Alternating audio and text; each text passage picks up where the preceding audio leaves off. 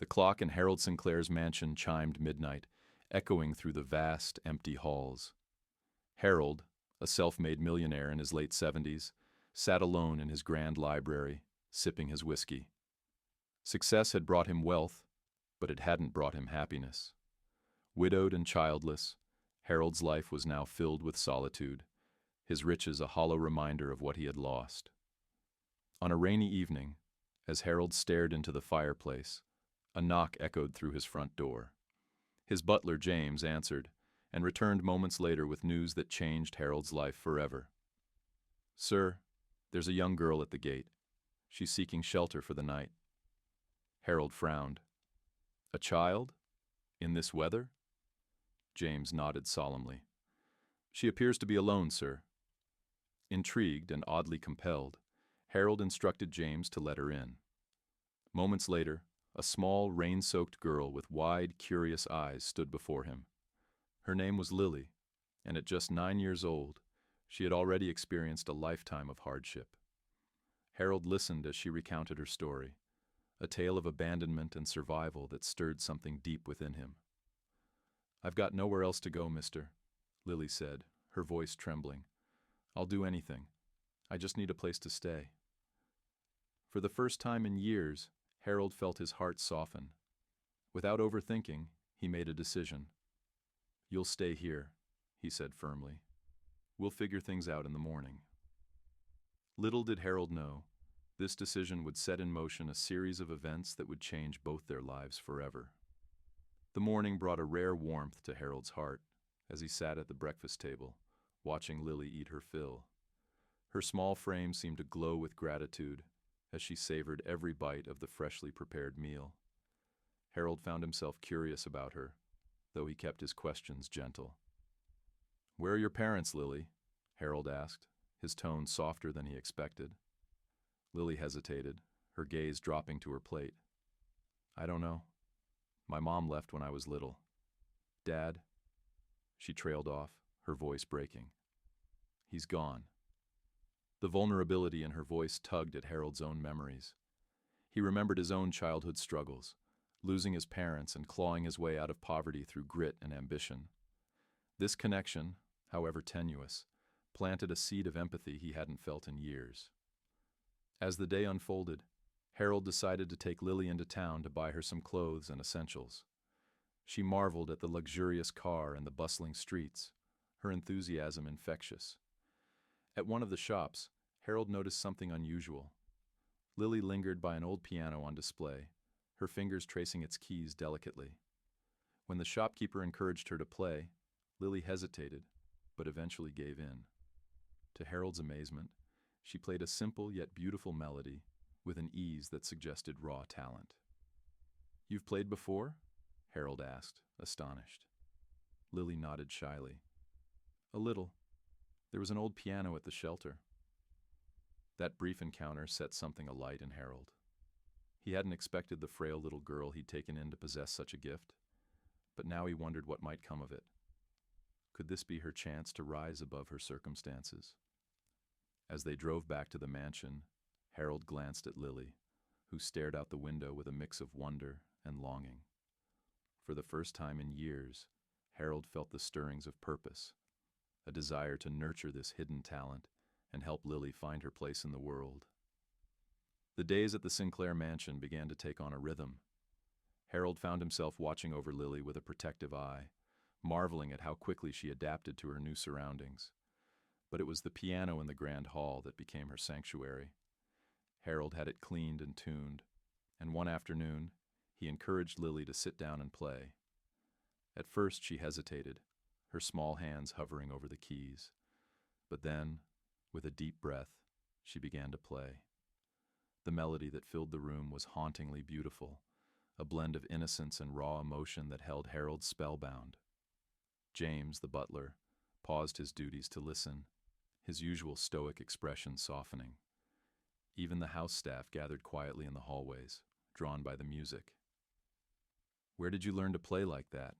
Harold asked when Lily finished. She shrugged. "I didn't really learn. I just play what I feel." Harold was astonished. He had seen prodigies perform in grand concert halls, but what Lily had was something else, a gift born out of life's struggles and triumphs. He began to wonder if her talent could be the key to her future. That evening, Harold made a decision. He reached out to an old friend, a retired music teacher named Margaret Hayes, who had a knack for nurturing young talent. Margaret agreed to visit the mansion and assess Lily's abilities. When Margaret arrived a few days later, Lily played for her with the same unpolished yet moving style. Margaret listened intently, her eyes narrowing as she analyzed every note. "She has an extraordinary gift," Margaret finally said to Harold. "But it's raw. With the right training, she could become something remarkable." Harold felt a surge of pride. For the first time in years, he had a purpose, helping Lily achieve her potential. But as he looked at the young girl who had unknowingly brought light into his life, he also felt a pang of fear. Could he protect her from the challenges that lay ahead? Harold wasted no time enrolling Lily in music lessons with Margaret Hayes.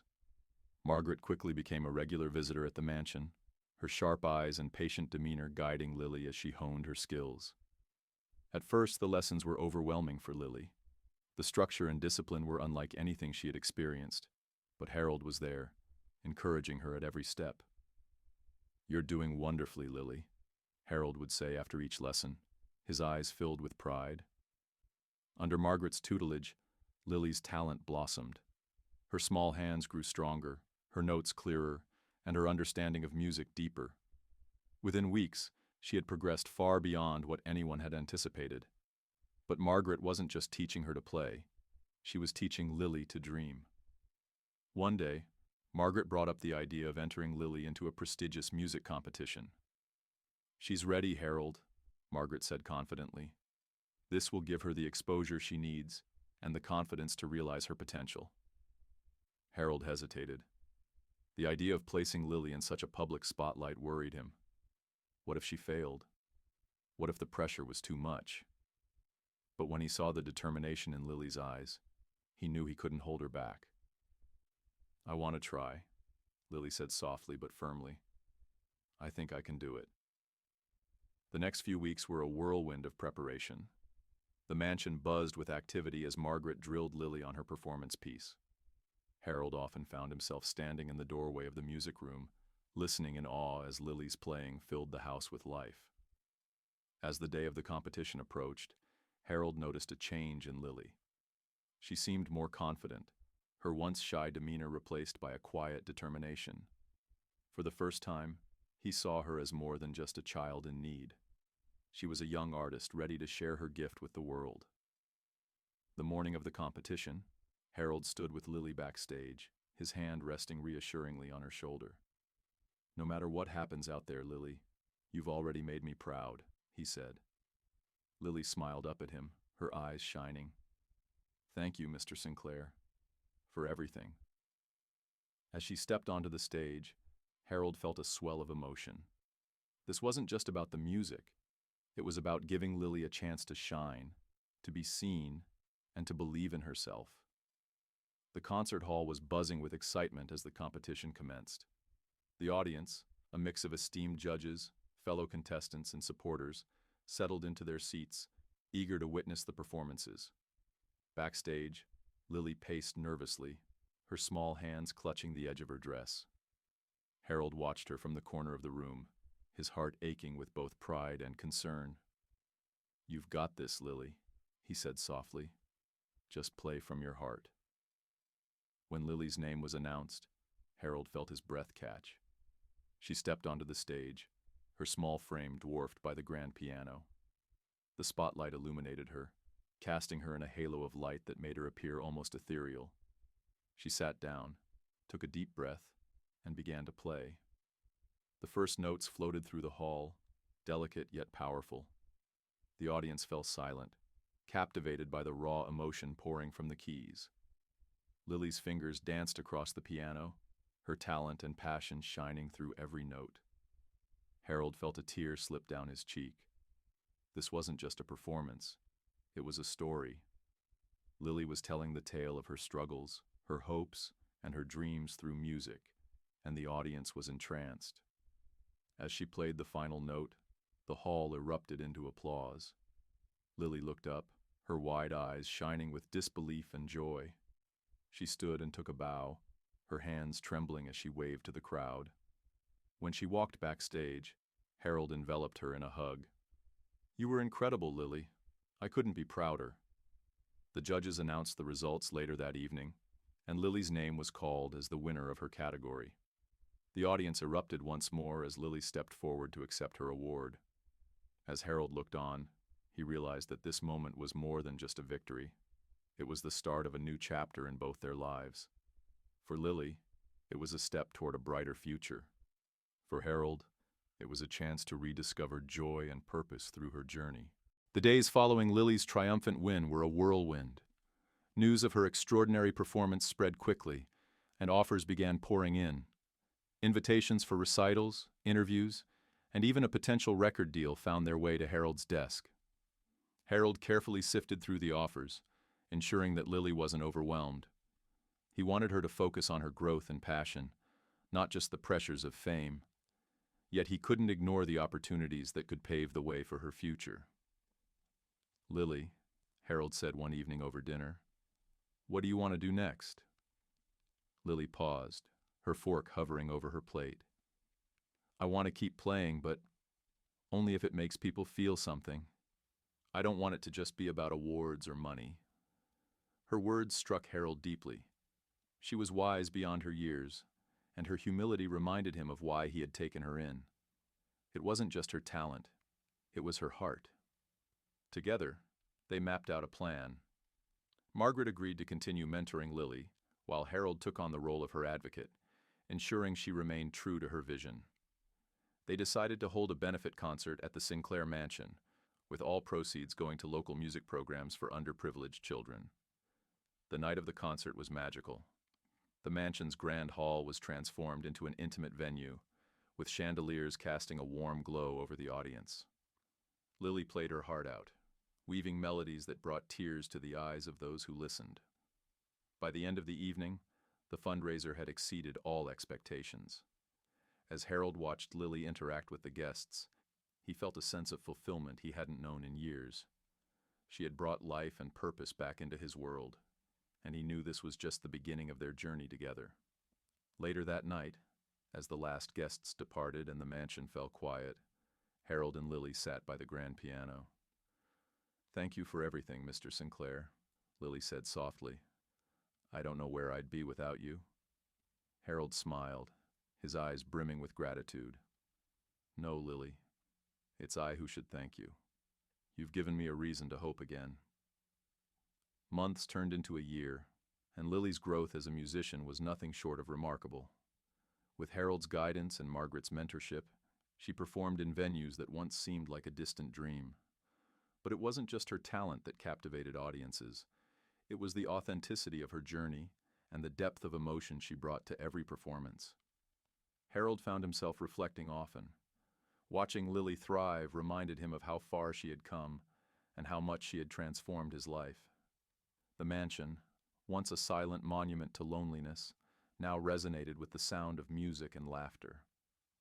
One evening, as they sat in the library, Harold handed Lily a small box. "This is for you," he said, his voice filled with emotion. Inside was a delicate gold necklace with a piano pendant. Lily's eyes widened as she carefully lifted it out. "It's beautiful," she whispered. "It's a reminder," Harold said, "of the music you've brought into my life and the lives of so many others, and a reminder that your gift is meant to be shared." Lily hugged him tightly.